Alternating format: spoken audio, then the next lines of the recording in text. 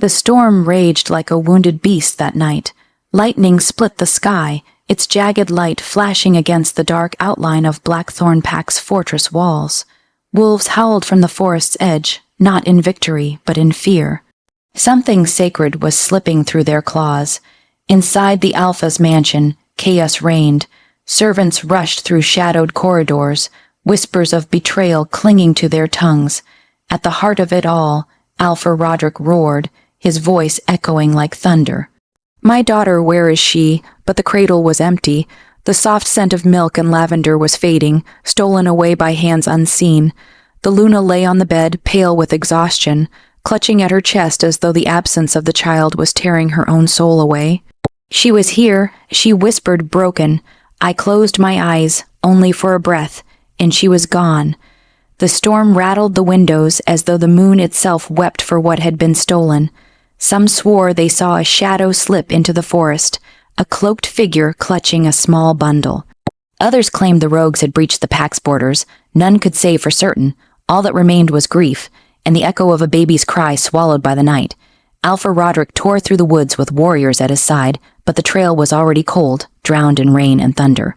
The earth gave no answers, only silence, only loss. By dawn, the truth had hardened into something cruel. The infant heir of Blackthorn Pack, the Alpha's only child, was gone. Whispers spread like poison. Perhaps it was the Beta's doing, hungry for power. Perhaps it was the rival pack to the east, or perhaps the child was never meant to live. The Luna's tears fell until her spirit withered, leaving Roderick to rule with a heart carved hollow. He buried his grief beneath steel and fury, declaring his daughter dead to the world. And yet, fate does not release what belongs to it so easily. Far from the forest, carried by hands that meant mercy rather than malice, the child lived. She was given no name of lineage, no crest of power. To the world, she was nothing more than an orphan, left on the steps of a human convent with rain, soaked blankets and eyes that glowed faintly under the moonlight. The sisters raised her with kindness, never questioning the wildness that sometimes gleamed in her stare. But even among humans, the child could not hide what she was. At night, she would wake trembling, hearing wolves in her dreams. She grew not knowing she belonged to a world of claws and crowns, of bloodlines and betrayal. The pack believed her lost, the Alpha hardened his throne, the forest grew quiet, and the girl, Anna, ware of the storm that birthed her story, grew up believing she was no one at all. But the moon remembers what men forget, and one day, when she stepped unknowingly into the Alpha's path, destiny stirred once more. The rain had long since faded into memory, but sometimes when the night grew too quiet, Arya swore she could still hear it, pattering on stone, washing something away that she could never quite remember. At 18, she had learned not to ask questions about the shadows in her past. The orphanage sisters had told her the same story since she was old enough to speak. "You were left at our gates, child. Left with no name, no family, but perhaps one day you'll find your place. A place." The words stung more than she let them, because the truth was, no matter how many chores she did or how many children she soothed to sleep, the orphanage had never truly felt like hers. Her secret made sure of that. By day, she kept her head down, folding laundry, scrubbing floors, carrying water until her arms ached. By night, when the moon was high, her body betrayed her. Her skin burned with the call of something feral, something ancient. She would press her fists against her chest and whisper, "Not now. Please, not here." The other girls thought she was strange. Strange was better than monstrous. On this night, the air was different, heavy. Restless, Arya stood by the cracked window of the dormitory, gazing at the distant tree line. The forest stretched out like a secret she wasn't meant to touch, its shadows alive with whispers. She had always felt it tugging at her, like it knew her better than the sisters ever could. Her thoughts shattered with the slam of a door. Sister Miriam burst into the hall, cheeks flushed. "Arya, come quickly. There's a man, hurt badly, found near the road." Arya's pulse stumbled. She hurried after her, heart racing with a fear she couldn't explain. When she reached the entrance hall, the scent hit her first, musky, wild, sharp. It curled through her chest like smoke. She froze, On the wooden floor lay a man, his clothes torn, his body smeared with blood. Not human blood. She knew it in her bones. His chest rose and fell shallowly, but his presence was undeniable. He was Wolf. Her wolf snarled to life inside her. The man's eyes fluttered open, amber, burning like the heart of a flame. They locked onto hers, piercing straight through the fragile life she had built. For one impossible heartbeat, she felt recognized. Then he groaned, voice rough and broken, "The Alpha. He'll come." His head fell back, unconscious. Arya staggered, gripping the wall. The Alpha, the word rang like a curse. She had heard whispers in town of the wolf clans, of packs hidden in the forests, of brutal leaders with eyes that glowed beneath the moon. And if this wounded man was speaking true, the Alpha himself would soon follow. She didn't know it yet, but the storm that had stolen her cradle was circling back, and this time it would not pass her by. The air inside the orphanage had grown thick with tension. The wounded man was carried to a cot, his breathing shallow but steady. The sisters prayed over him, whispering in fear of the stranger they did not understand. But Arya lingered in the shadows, her heart thundering against her ribs. The Alpha will come. The words replayed, curling into her thoughts like smoke she couldn't breathe out. She didn't know what it meant, but her wolf stirred with a restless energy that made her skin prickle. Something was moving closer. By dawn, she had her answer. The crunch of boots against gravel echoed from the courtyard. Horses snorted, voices, deep commanding, cut through the morning haze, and then she felt it, a presence that rolled through the air like a storm front. She stepped to the doorway just as he appeared, Alpha Kale. He moved with lethal grace, a black coat sweeping behind him, broad shoulders tense as though carrying the weight of an entire world. His eyes, gods, his eyes, were sharp silver, scanning every corner of the orphanage with ruthless precision. The air seemed to bow around him. Arya's breath caught. Her wolf pushed against her ribs, desperate, wild. She pressed a trembling hand to her chest, trying to cage it. Why him? Why now? Kale's gaze landed on her. For a heartbeat, time fractured. His nostrils flared as if catching a scent he couldn't ignore, something familiar buried beneath the dust and candle wax. His jaw tightened, a flicker of recognition, or was it suspicion, passing over his face. The sisters bowed nervously, their voices trembling. "Alpha, we found the man on the road. He's inside, resting. Please," he meant no harm. Kale didn't answer. He strode past them, his presence filling the hall until Arya could barely breathe. She edged back, but it was too late. His gaze cut to hers again, sharper this time, colder. "You." His voice was steel wrapped in velvet. "What are you?" Arya's mouth went dry. I'm no one," she whispered. "Just an orphan." But Kale's stare didn't soften. It pinned her, stripped her bare. For one terrifying moment, she thought he could see everything she had hidden. The restless wolf inside, the pull of the moon, the secrets even she didn't understand. Then, with a low snarl, he turned away. "Keep out of my sight," he ordered, his tone as cold as the steel in his eyes. "You don't belong here." The words struck harder than claws. Arya flinched, though she couldn't explain why the rejection cut so deep. Her wolf whimpered within her, the sound echoing in her bones. Kale moved on, disappearing into the room where the injured warrior lay. But the damage was done. Arya stood frozen in the doorway, her heart aching in a way she had never known. She told herself it was fear, nothing more, yet some part of her knew the truth. Whatever bound her to this Alpha was not finished, and no matter how cold his eyes had been, she would feel their weight long after he left. The days that followed were restless. The wounded warrior remained in the orphanage under the sisters' care, but his presence had already stirred the town into whispers. Strangers in dark cloaks appeared along the roads. Men with silver eyes lingered at the tavern, their scent sharp and wild. Wherever Arya went, she felt watched, hunted, and at the center of it all was him, the Alpha. She tried to avoid him, but fate was merciless. When the sisters were summoned to the edge of the forest for a gathering of Kale's pack, Arya was dragged along. She had never seen so many wolves in one place, men and women standing tall and proud, their eyes gleaming in shades of gold and silver. They radiated strength, unity, belonging. She had never felt more out of place. The gathering took place beneath the towering pines, moonlight spilling through the branches as torches blazed in a wide circle. At its center stood Kale, every inch the alpha, his black coat swept like wings behind him, his presence commanding absolute silence. The injured warrior was brought forth. He pointed at Arya with a trembling hand. She knew, he rasped. She felt the wolf in me. She's one of us. A ripple of voices spread through the crowd. Dozens of eyes turned toward her, assessing, doubting, condemning. Arya's heart pounded. Kale's gaze locked onto hers, cold, merciless. Is it true? His voice was thunder. You carry wolf blood. Arya's lips parted, but no sound came. She couldn't confess it. Not here, not in front of all of them. She barely understood it herself. Her silence was answer enough. Kale stepped closer, the crowd parting around him. This orphan girl thinks she can hide among us, he said, his voice cutting through the night. But she has no pack, no claim, no right. The words lashed across her skin. Shame burned her cheeks. She is nothing. Kale declared, his silver eyes gleaming.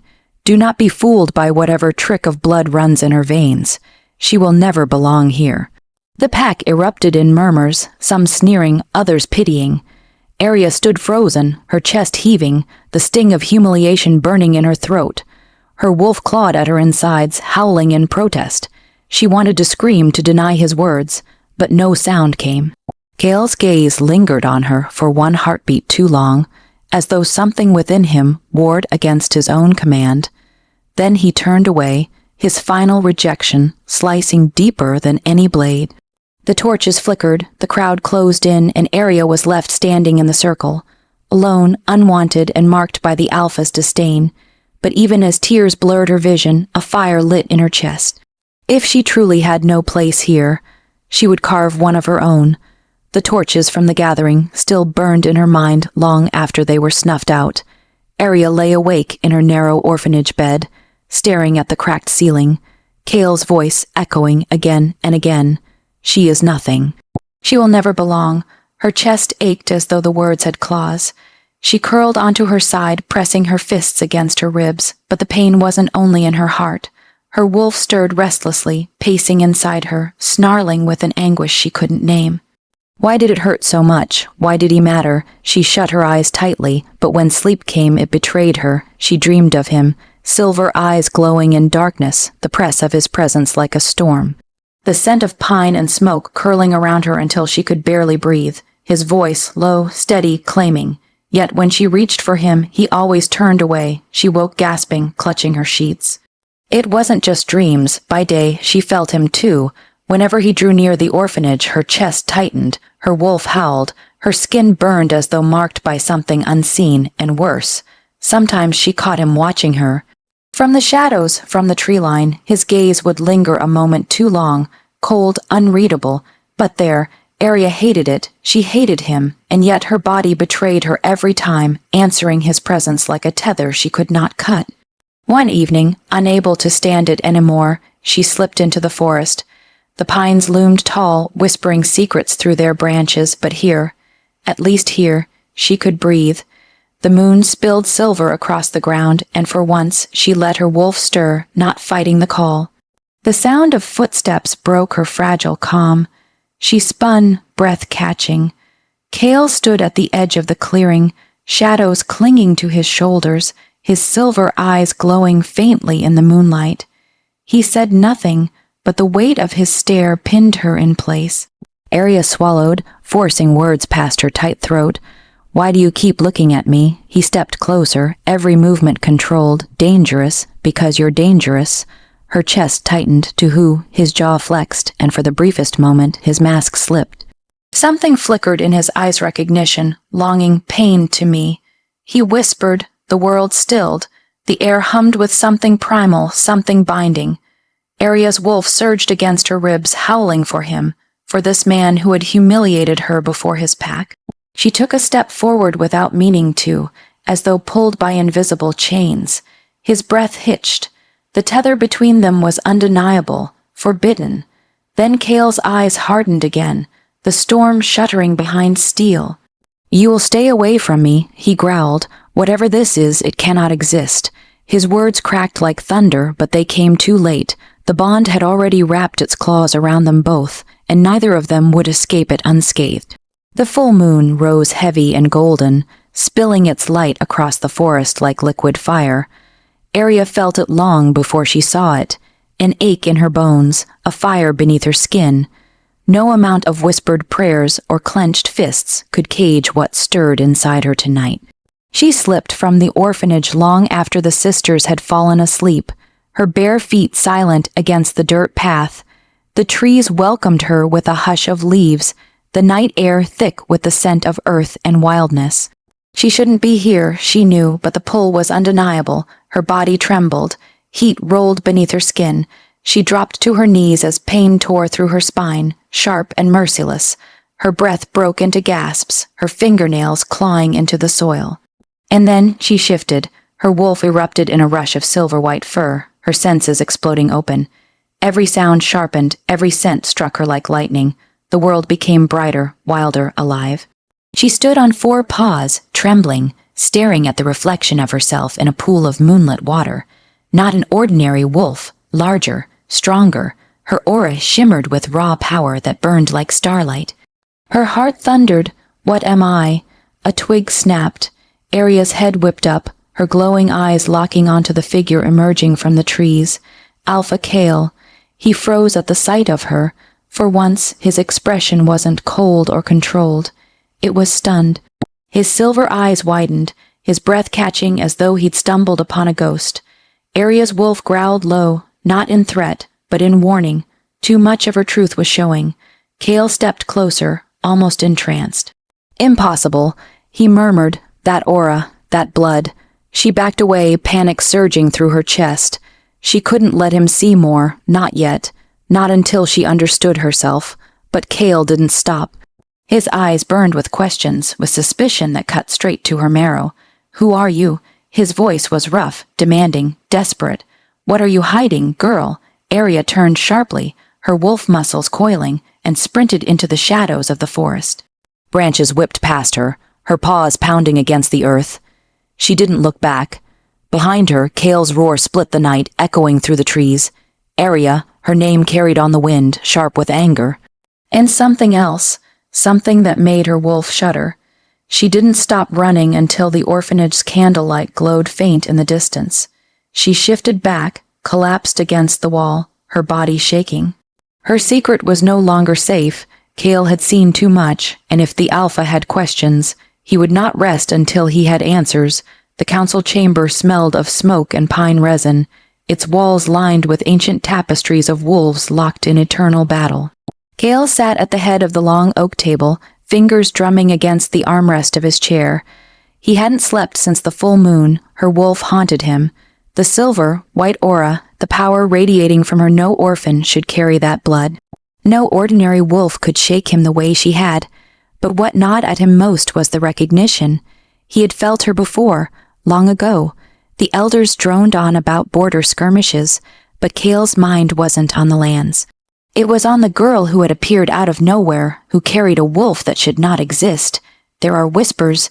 Elder Torin's gravelly voice cut through Kale's thoughts, the oldest of them, his eyes clouded but sharp with memory.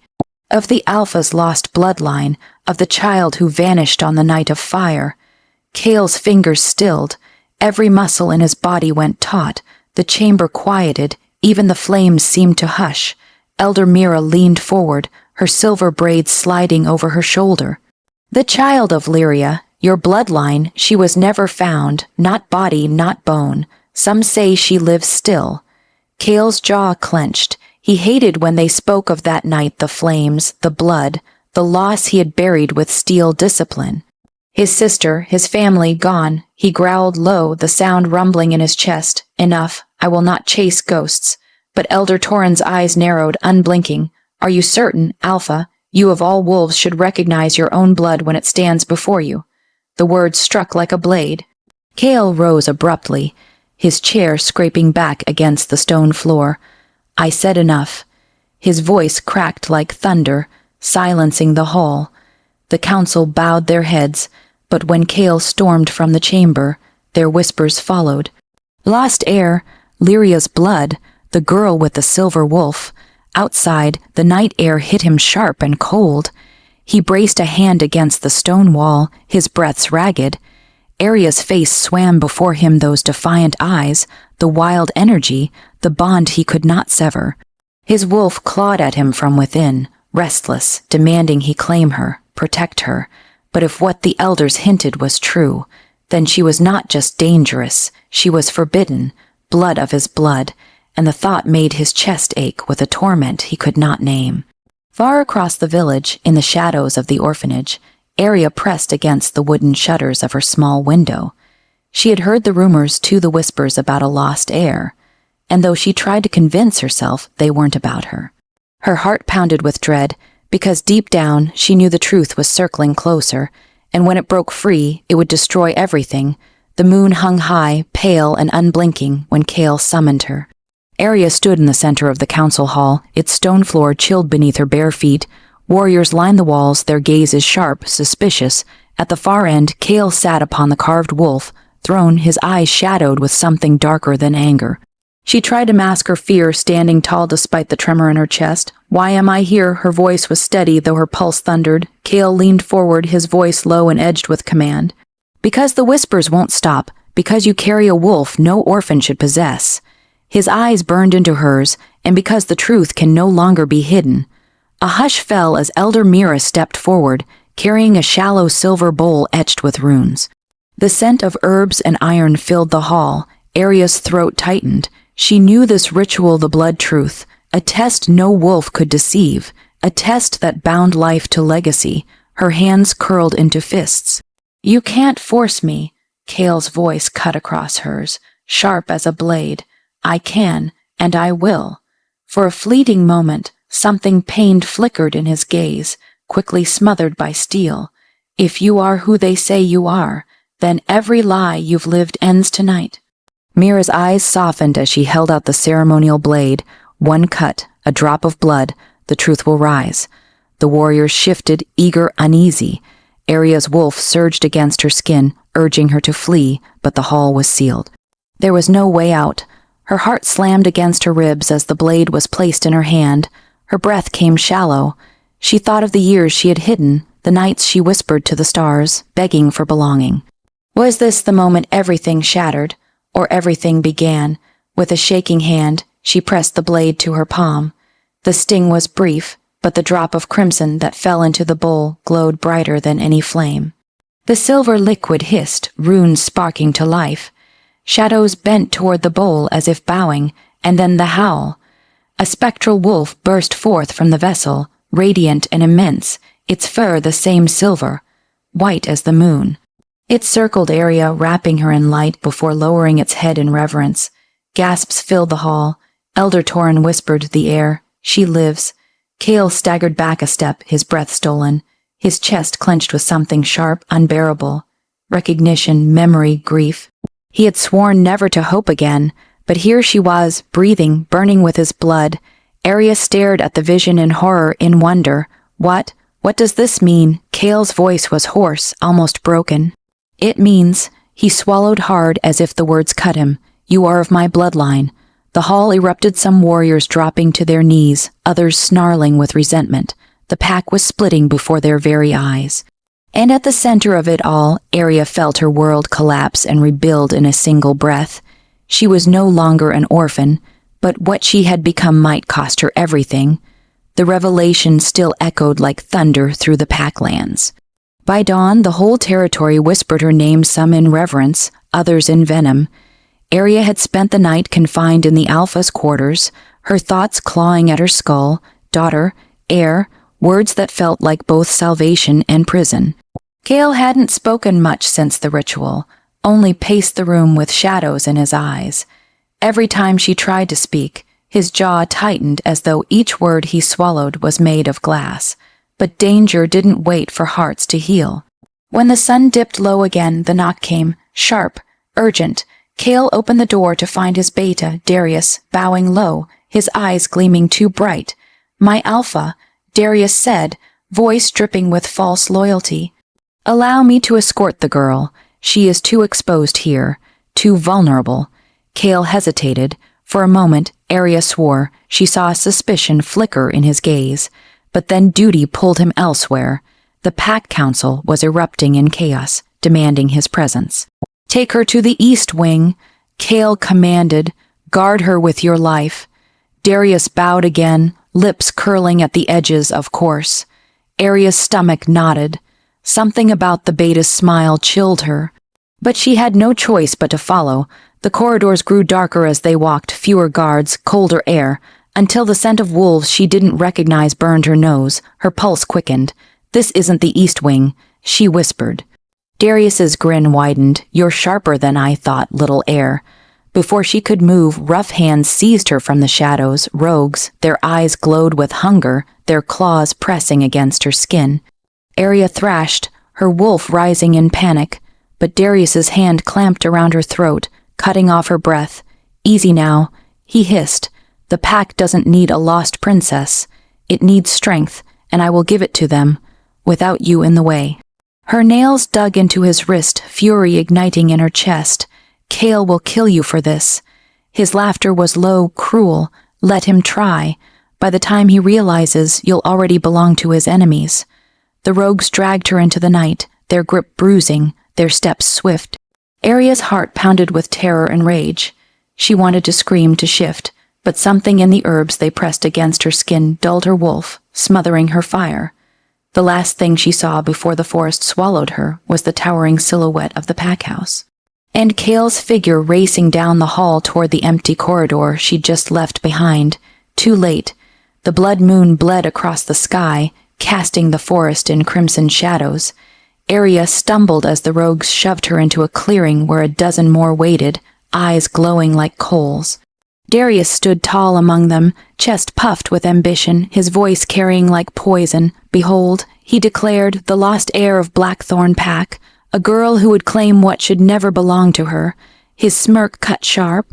"Tonight her blood feeds a new order." The rogues howled in agreement, their voices rising in a savage chorus. But before their cries faded, another roar ripped through the night, a sound that shook the ground beneath them. Kale, he burst into the clearing with his warriors, silver eyes ablaze, his wolf barely leashed beneath his skin. The air itself seemed to bow before his fury. "Darius," Kale's voice was thunder. "You dare betray your alpha?" Darius laughed, lifting his blade to Arya's throat. "No, Kale, I dare replace you." The rogues surged forward, clashing with Kale's warriors in a storm of claws and steel. The forest erupted in chaos, snarls, cries, the metallic tang of blood. Arya's heart hammered. Bound by ropes laced with wolfsbane, her limbs ached, her wolf suppressed. But deep inside, something ancient stirred. That same wild power she had glimpsed under the full moon, now clawing to be free. Kale cut his way through the rogues, his eyes never leaving her, but Darius blocked him, shifting mid. Stride into a hulking black wolf, eyes glowing with treachery. They collided with the force of mountains, teeth snapping, blood flying. Arya struggled against her bonds, tears burning her eyes. She could not stay caged while Kale bled for her. Her chest heaved, her wolf screamed, and then she broke. The ropes tore apart as light seared from her skin. Her shift came not as agony, but as fire and storm, her silver wolf exploding into the clearing like a comet. Every head turned, rogues staggering back as her aura blazed brighter than the moon itself. Her howl shook the treetops, fierce and unyielding. Kale, bloodied but unbroken, stared at her with wide eyes. For a moment, the battlefield froze Alpha and Air, side by side, radiating the same unshakable power. Arya launched herself at Darius, her teeth finding his shoulder. He yelped, staggered, but she pressed harder, every strike fueled by years of silence, of being hidden, of being denied. Never again. She growled, her wolf, voice a song of fury. Together, she and Kale drove Darius into the dirt. Kale's fangs closed on the traitor's throat, ending him in one merciless snap. Silence fell, broken only by the whimpers of defeated rogues scattering into the trees. Arya stood panting, her silver fur shimmering under the blood moon. The pack warriors stared at her with awe, some dropping to their knees, not as Kale's daughter, not as an orphan, but as the heir who had claimed her place with her own teeth and fire. Kale's gaze found hers, heavy with pride. and with something else, something raw and unspoken. The war was over, but the truth of who she was had only just begun to settle. The battle's echoes lingered in the forest long after the last rogue fled. The blood moon had begun to fade, its crimson light softening into silver. In the clearing, broken branches and torn earth told the story of betrayal and war, but at its center stood Arya, her silver wolf still glowing, her breath steady, her eyes sharp with new fire. Slowly, she shifted back, her human form kneeling in the dirt, trembling but unbowed. A hush spread across the warriors as they beheld her, not as a foundling orphan, not as a burden, but as something greater. Chaol approached, his frame weary, his body marked with wounds, but his gaze steady. For the first time, his eyes held no rejection, no suspicion, only recognition.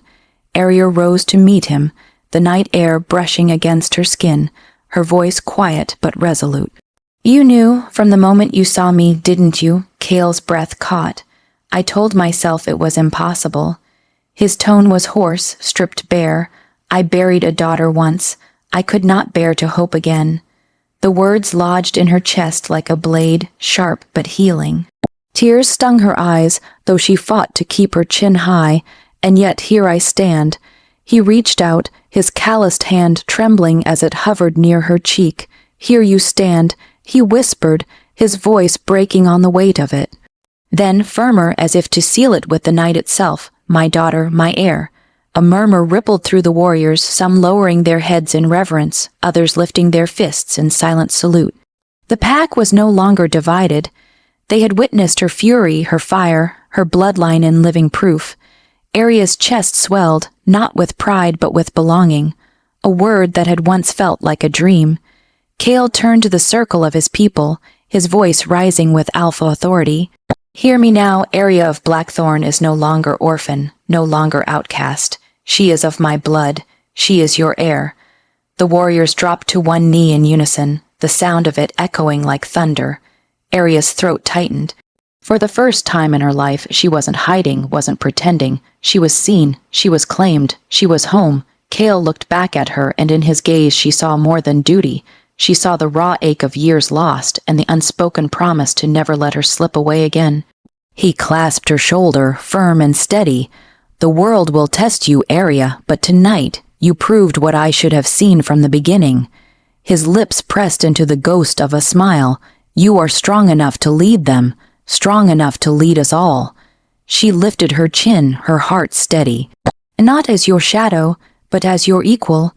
The faintest trace of pride warmed his face, as it should be.